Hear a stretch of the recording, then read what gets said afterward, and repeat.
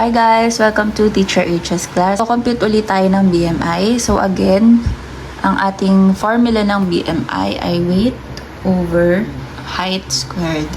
So, yan yung formula ng BMI. Weight over height squared. So, ang unit ng BMI is kg over m or meter. Tapos, naka-square siya. So, don't forget na yung ating height ay naka-meter yung unit niya and then naka-square siya. So, hindi dapat baliwalayin yung square dyan dahil kailangan mong i-square yung height mo na in meter yung unit. So, meron tayo ditong given ng height ay 1.57 meters and ang weight ay 45 kg. So, since ang given na unit ay in meters na yung height and in kg na yung weight, wala na tayong conversion na gagawin. So, itong mga value ng given ay yan lang din yung ilalagay natin dun sa formula. So, ipapalit lang natin yung value nito dito or ilalagay lang natin yung value na ito dun sa ating formula. So, again, ang nasa taas ay yung kg, ibig sabihin yung weight. So, itong given na 45, ilalagay lang natin siya dun sa formula na nasa taas yung kg and then yung nasa baba ay yung height na in meters. So, 1.57 meters. Tapos, huwag mo kalimutan yung square. Since meron tayo dito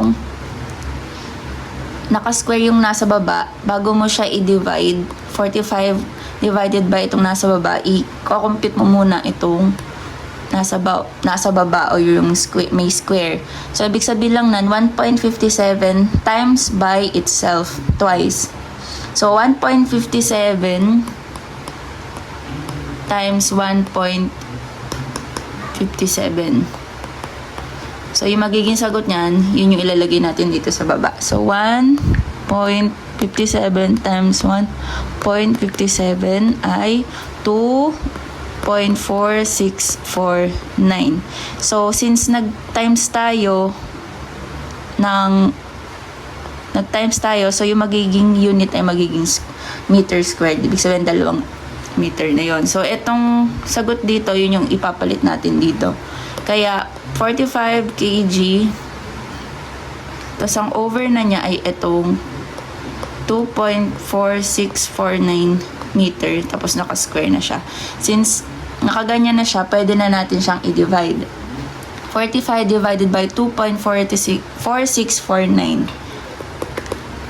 Oopsie. So, 45 divided by 2.4649. So, yung magiging sagot dyan, yun na yung BMI niya. So, 18.2, i-round off ko na lang sa 2 decimal points. So, ang magiging unit na yan ay kg over meter squared. So, ito na yung sagot mo. So, ang BMI neto ay 18.26 kg m squared. Ayan. So, ang naging answer natin sa BMI ay 18.26 kg over meter squared. So, tingnan tayo sa BMI classification kung ito ba ay underweight, normal weight, overweight, or obese. Ibig sabihin, yung 18.26, saan siya pasok? So, dito siya papasok sa less than 18.5. So, itong si 18.26 ay, ang BMI classification niya ay underweight po ito. So, ikaw ay underweight. So, kung may questions pa kayo, pwede kayong mag-comment dyan and I'll try to help you. Bye!